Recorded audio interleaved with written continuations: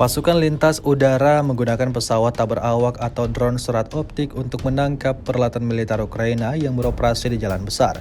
Dibuktikan pada sebuah rekaman yang ramai beredar di media sosial Telegram pada Selasa 26 November 2024.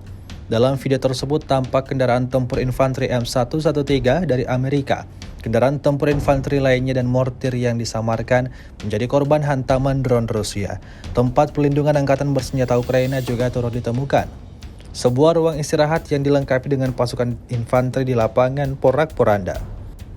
Beredarnya video ini menuai beragam respon dari warganet.